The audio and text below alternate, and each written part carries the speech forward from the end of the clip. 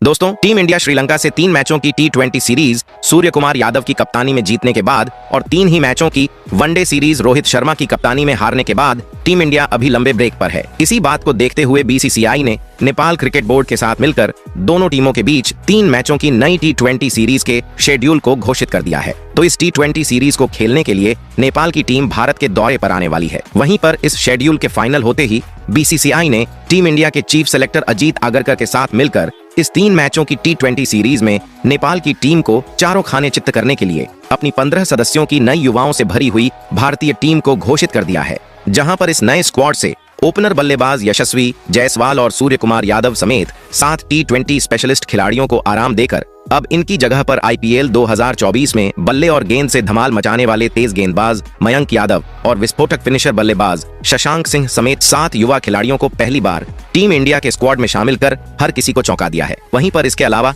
T20 में शानदार प्रदर्शन करने के बावजूद टीम इंडिया के T20 स्क्वाड से पिछले 1 सालों से बाहर चल रहे 2 खूंखार खिलाड़ियों को इस स्क्वाड में अचानक शामिल कर बीसीसीआई ने पूरी नेपाल की टीम को भौचक्का कर दिया है। वहीं पर टीम इंडिया के युवा ब्रिगेड से जुड़कर अब ये सारे खिलाड़ी टीम इंडिया के T20 स्क्वाड को पहले से बेहद मजबूत और खतरनाक बना रहे हैं। तो अब ऐसे में नेपाल के खिलाफ खेले जाने वाले इस T20 सीरीज के लिए टीम इंडिया की प्लेइंग 11 में भी होंगे कई बड़े चौंकाने वाले बदलाव। जी हाँ दोस्तों, आप बिल्कुल सही सुन रहे हैं। जैसा कि आप सबको पता है, टीम इंडिया भले ही T20 फॉर्मेट की ICC रैंकिंग की नंबर 1 की टीम है, लेकिन इस नए स्क्वाड में कई सीनियर खिलाड़ियों के न होने की वजह से नेपाल की टीम जरूर इस T20 सीरीज में भारतीय टीम को कड़ी टक्कर देगी। तो दोस्तों, इस नए वीडियो में हम आपको बताने वाले हैं टीम इंडिया और नेपाल टीम के बीच खेले जाने वाले इस 3 मैचों के नए T20 सीरीज का क्या होने वाला है पूरा शेड्यूल। वहीं पर भारत और नेपाल के बीच इस T20 सीरीज का पहला T20 का बड़ा महामुकाबला कब और कहां खेला जाएगा।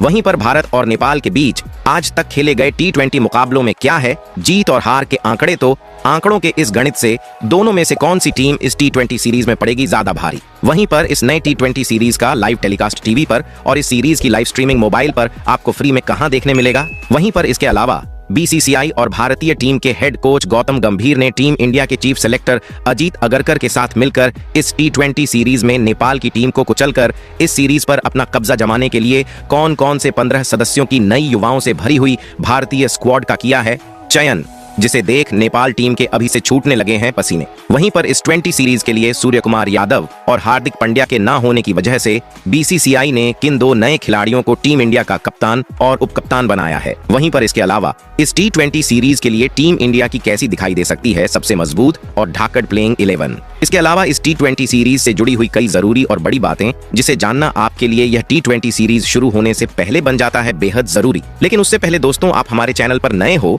तो टीम इंडिया से जुड़ी हुई हर छोटी बड़ी जानकारी से जुड़े रहने के लिए अपने इस क्रिकेट चैनल क्रिकेट क्लासरूम को सब्सक्राइब दिल से इस वीडियो को एक लाइक और शेयर करना बिल्कुल ना भूले। तो दोस्तों, इस नए वीडियो की शुरुआत करते हैं भारत और नेपाल के बीच खेले जाने वाले इस 3 मैचों के नए T20 सीरीज के पूरे शेड्यूल से। तो दोनों टीमों के बीच का पहला T20 का बड़ा महामुकाबला ग्वालियर के कैप्टन रूप सिंह स्टेडियम में, तो वहीं पर दूसरा T20 का बड़ा महामुकाबला रायपुर के स्वामी मान सिंह स्टेडियम में, तो वहीं पर तीसरा और आखिरी T20 का बड़ा महामुकाबला कानपुर के ग्रीन पार्क स्टेडियम में खेला जाएगा, जो कि भारतीय टीम का होम ग्राउंड है और होम ग्राउंड होने के लिहाज से यहां पर टीम इंडिया को एडवांटेज मिलना तय है। वहीं पर इन तीनों T20 मुकाबलों का लाइव एनकाउंटर दोनों टीमों के बीच भारतीय समयानुसार शाम 7:30 बजे से देखने को मिलेगा। वहीं पर इस T20 सीरीज का लाइव टेलीकास्ट हमको टीवी पर सोनी स्पोर्ट्स चैनल पर, तो वहीं पर मोबाइल पर इस T20 सीरीज की live streaming fan club app पर देखने को मिलेगा। वहीं पर दोस्तों, इस T20 सीरीज के लिए बीसीसीआई ने जिन 2 खिलाड़ियों को भारतीय टीम का कप्तान और उपकप्तान बनाया है उसकी बात करें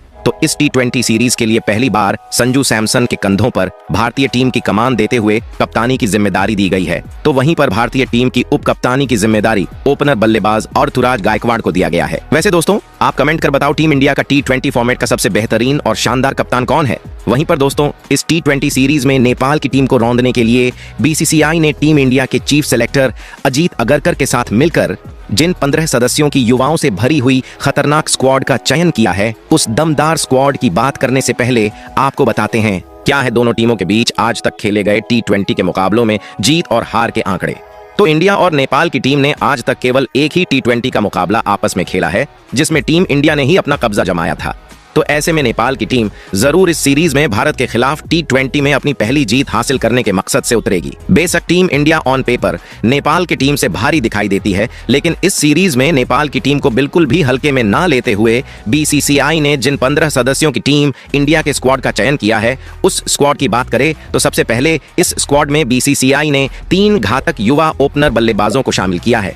तो इस नए स्क्वाड के पहले सलामी बल्लेबाज के तौर पर टीम इंडिया के उपकप्तान ऋतुराज गायकवाड़ को शामिल किया गया है। ऋतुराज गायकवाड़ बतौर ओपनर बल्लेबाज अभी हाल ही में खेले गए लगभग हर T20 के मुकाबलों में कमाल का प्रदर्शन किया है।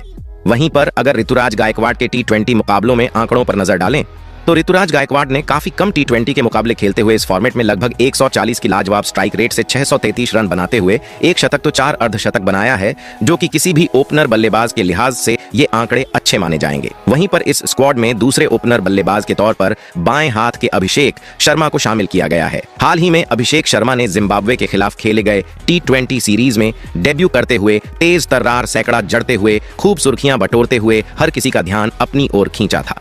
तो एक बार फिर से इनको नेपाल के खिलाफ खेले जाने वाले T20 सीरीज के लिए चुना गया है। तो अब देखने वाली बात होगी अभिषेक शर्मा पावर प्ले में अपनी अटैकिंग बल्लेबाजी से नेपाल के खिलाफ कितनी ठोस शुरुआत दिलाते हैं। वहीं पर इस स्क्वाड में तीसरे ओपनर बल्लेबाज के तौर पर IPL में बल्ले से धमाल मचाने वाले बाएं हाथ के साई सुदर्शन को शामिल किया गया है।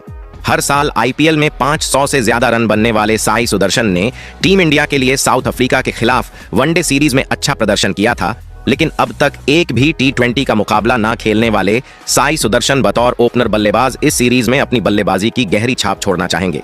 वैसे दोस्तों, आप कमेंट कर बताओ नेपाल के खिलाफ ऋतुराज गायकवाड़, अभिषेक शर्मा और साई सुदर्शन में किसे करनी चाहिए भारतीय पारी की शुरुआत। वहीं पर इस 15 सदस्यों के स्क्वाड में BCCI ने 3 मिडिल ऑर्डर के तगड़े बल्लेबाजों को शामिल किया है, जो कि मिडिल ओवरों में भी गेंदबाजों की धज्जियां उड़ाते हुए रन बना सकते हैं। तो इस स्क्वाड में पहले मिडिल ऑर्डर बल्लेबाज के तौर पर बाएं हाथ तिलक वर्मा को शामिल किया गया है, जो कि मिडिल ओवरों में भी रनों की गति को कम होने नहीं देते हैं। वहीं पर तिलक वर्मा के लगातार अच्छे प्रदर्शन करने के बावजूद भी इनकी जगह पिछले 1 साल से टीम में बन नहीं रही थी, तो अब इनकी वापस हुई है। तो अब देखने वाली बात होगी इस सीरीज में अपने मिले इस बड़े मौके का कितना फायदा उठा सकते हैं। वहीं पर अगर तिलक वर्मा के T20 के मुकाबलों में आंकड़ों पर नजर डाले तो महज 16 T20 के मुकाबले खेलते हुए 300 से ज्यादा रन बनाते हुए 250 इनके बल्ले से निकला है। वहीं पर इस स्क्वाड में दूसरे मिडिल ऑर्डर बल्लेबाज के तौर पर बाएं हाथ के विस्फोटक फिनिशर बल्लेबाज रिंकू सिंह को शामिल किया गया है। जी हां दोस्तों, रिंकू सिंह बतौर फिनिशर बल्लेबाज काफी कम समय में T20 मुकाबलों के सबसे बड़े फिनिशर बल्लेबाज विश्व क्रिकेट में बनकर उभरे हैं,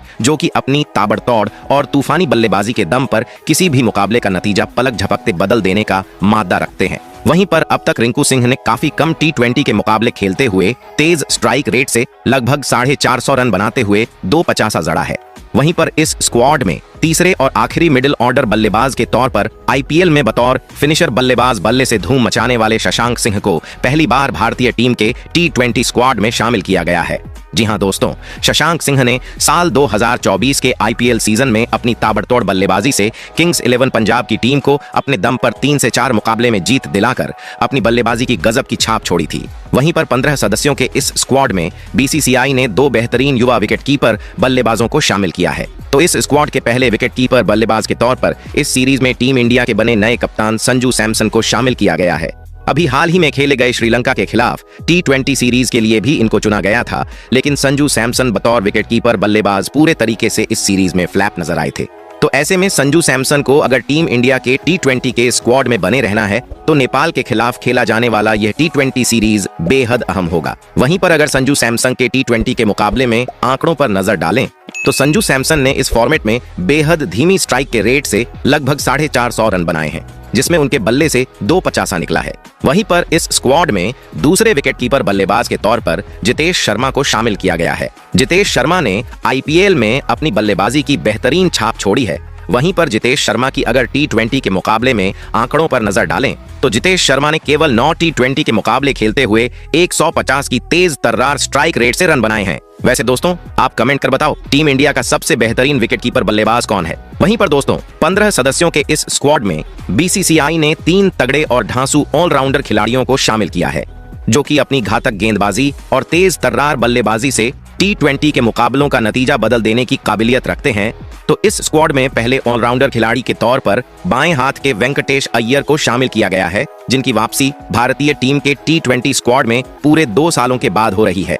वहीं पर अगर वेंकटेश अय्यर के T20 के मुकाबले में आंकड़ों पर नजर डालें तो वेंकटेश अय्यर ने बल्ले से जहां लगभग 150 रन बनाते हुए अपनी धीमी गति की गेंदबाजी से 5 विकेट भी निकले हैं। वहीं इस स्क्वाड में दूसरे ऑलराउंडर खिलाड़ी के तौर पर रियान पराग को शामिल किया गया है, जिन्होंने अभी हाल ही में खेले गए जिम्बाब्वे और श्रीलंका के खिलाफ T20 सीरीज में बतौर ऑलराउंडर शानदार प्रदर्शन बल्ले और गेंद से किया था। वहीं मिडिल ओवरों में तेजी से रन बनाने के साथ साथ जरूरत पड़ने पर रियान पराग अपनी फिरकी गेंदबाजी से विकेट भी निकाल सकते हैं। वहीं पर इस स्क्वाड में तीसरे और आखिरी ऑलराउंडर खिलाड़ी के तौर पर बाएं हाथ के शिवम दुबे को शामिल किया गया है, जो कि अंत के ओवरों में बड़े बड़े छक्के उड़ाने के लिए जाने जाते हैं। शिवम दुबे ने हाल ही में खेले गए T20 वर्ल्ड कप के अलावा श्रीलंका और जिम्बाब्वे के खिलाफ भी T20 मुकाबलों में कई तारीफ के काबिल पारियां खेली थीं। वहीं पर डेथ ओवरों में शिवम दुबे अपनी तूफानी बल्लेबाजी करने के साथ पार्ट टाइम गेंदबाजी करने का हुनर भी रखते हैं। वहीं पर इस 15 सदस्यों के इस स्क्वाड में गेंदबाजों की बात करें तो BCCI ने 4 शानदार गेंदबाजों को इस स्क्वाड में शामिल किया है, जो कि नेपाल टीम के बल्लेबाजी क्रम को तहस नहस करने का दमखम रखते हैं। तो इस स्क्वाड में पहले गेंदबाज के तौर पर तेज गेंदबाज बिहार के लाल मुकेश कुमार को शामिल किया गया है, जिनको हम सब डेथ ओवरों में कमाल की गेंदबाजी करने के लिए जानते हैं, जिन्होंने अभी जिम्बाब्वे के खिलाफ T20 सीरीज में अच्छी गेंदबाजी की थी। वहीं पर मुकेश कुमार ने इस फॉर्मेट में लगभग 15 विकेट चटकाए हैं। वहीं पर इस स्क्वाड में दूसरे गेंदबाज के तौर पर टीम इंडिया के सबसे बेहतरीन लेग स्पिनर गेंदबाज में से एक रवि बिश्नोई को शामिल किया गया है, जिन्होंने हाल ही में खेले गए जिम्बाब्वे और श्रीलंका के खिलाफ T20 सीरीज में शानदार गेंदबाजी करते हुए 14 विकेट निकले थे। वहीं पर बिश्नोई पावर प्ले में बेहतरीन गेंदबाजी करने के लिए भी जाने जाते हैं, जिनके नाम T20 में लगभग 50 विकेट दर्ज है। वहीं पर इस स्क्वाड में तीसरे गेंदबाज के तौर पर तेज गेंदबाज हर्षित राणा को शामिल किया गया है। हर्षित राणा को जिम्बाब्वे के खिलाफ खेले गए T20 सीरीज के लिए भी चुना गया था, लेकिन उनको वहां पर एक भी मुकाबले में खेलने का मौका नहीं मिला। तो ऐसे में हर्षित राणा के लिए नेपाल के खिलाफ T20 सीरीज में चुना जाना उनके लिए बड़ा मौका साबित हो सकता है। वहीं पर इस स्क्वाड में चौथे और आखिरी गेंदबाज के तौर पर तेज गेंदबाज मयंक यादव को शामिल किया गया है। मयंक यादव ने इस साल खेले गए IPL के सीजन में अपनी तेज गति की गेंदबाजी से बल्लेबाजों को काफी ज्यादा परेशान किया था। मयंक यादव एक ऐसे गेंदबाज है जो कि 150 किलोमीटर प्रति घंटे की रफ्तार से लगातार गेंदबाजी कर सकते हैं। वैसे दोस्तों, आप कमेंट कर बताओ, टीम इंडिया अपनी इस 15 सदस्यों की नई युवाओं से भारी हुई खतरनाक स्क्वाड के साथ नेपाल से खेले जाने वाले इस T20 सीरीज में जीत हासिल कर सकती है या फिर नहीं। वहीं पर इसके अलावा BCCI को और किस खिलाड़ी को इस स्क्वाड में देना चाहिए था मौका। वहीं पर आपके लिहाज से नेपाल के खिलाफ टीम इंडिया की क्या होनी चाहिए सबसे बेस्ट प्लेइंग 11।